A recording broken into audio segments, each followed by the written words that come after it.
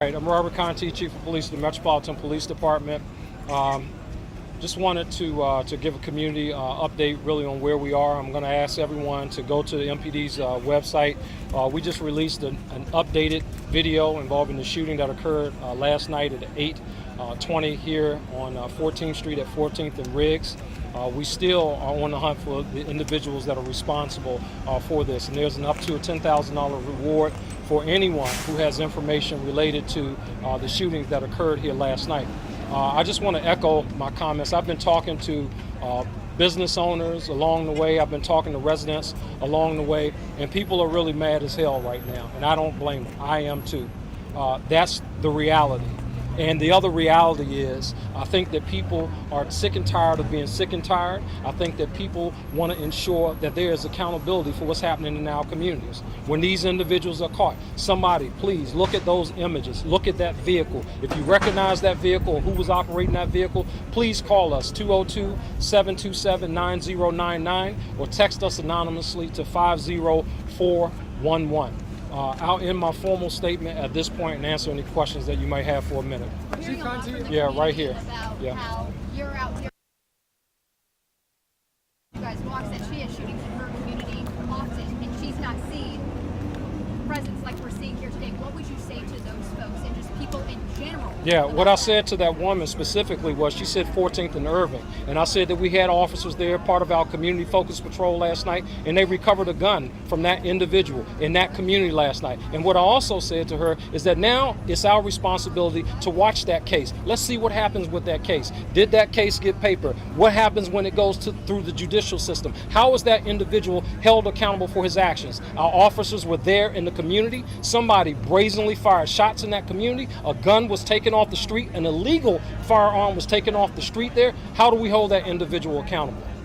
Next question. Yes, ma'am. Police were here when the shooting happened last night. They responded very quickly, within 5 seconds. But the individual shooting don't seem to care. So how does the department handle that? We're going to do what we do. We're going to arrest people. We're going to lock them up. And what I'm asking is that the system, the ecosystem, our justice system, does its part in terms of making sure that these folks are held accountable. I'm asking community members, join with me. If you're sick and tired of being sick and tired, join with me. My voice is only but one voice, and I've been saying this for a long time. I've been in this city for 30 years. I've been in this city all my life, but I've been in this police department for over 30 years. This is the same movie. This is the same movie that when I was a boy growing up here, the same movie. When are we going to do something different? And what different looks like, what does not happen here is accountability. We're not ready. People are not ready to have that conversation. When I start talking about accountability, people start talking mass incarceration. I'm not talking about mass incarceration. I'm talking about holding people accountable who make our communities unsafe, who make it unsafe for you, for me, and for the people who were out here walking around, who made it unsafe for Nia Courtney over in Ward 8, who made it unsafe for the young man who lost his life over in Ward 7 last night. I'm talking about those individuals who brazenly use illegal firearms in our street. Another firearm recovered last night, 1100 block of S Street, moments before this. When are we going to be sick and tired or sick and tired? These voices need to be echoed beyond this space where I am. People who are responsible for making decisions, hey, call them up, let them know, send them an email, whatever it is. The mayor has supported me in what it is I'm trying to do here. She has said, hey, Chief, whatever overtime you need, make sure that you use whatever it is you need. And I appreciate that from the mayor, but here's the thing. That does not solve all problems. The reality is we have a shrinking workforce. I have a definitive amount of resources, 200 and some officers less this year than what I had last year. With that being said, what am I going to do with these resources? I can't work these officers to death. I'm not going to have them out here making bad decisions, getting involved in use of force incidents. We need to make sure that we are a police department, a major city police department in the nation's capital, that we are properly staffed to where it is we need to be. I know that's a long answer, but that's the truth. This lady. The White House is right up the block. How is it an issue that you don't have the resources? You don't see this going down where Biden living. You don't see him getting shot at, getting shot. Ma'am, I see it happen. Ma'am, I see it happening every place. Ma'am, in our city, we had over 922 people shot last year. That's shocking to the conscience of most people, because most people don't see that. I see it every day. 198 people lost their lives in our streets last year. with the White House, it may be close there, but I tell you what, where I see it popping up is where we start to see pain points for people, where it's happening, where people can't sit down or walk down the street with their kids. That's when people start to speak up about the issue. All I'm doing is amplifying something that's been happening in this city my entire life. I've been here all my life. I grew up over in Carpenters. Everybody over there know who I am. I know who they are, the good, the bad, and otherwise. And the one thing that I know about this city is if you don't hold people accountable for the things that they do, people will continue to engage in bad behavior. We're not holding people accountable. You mentioned This gentleman here, then this gentleman here. Yeah. Hold on. This gentleman here, then you. Yes, sir.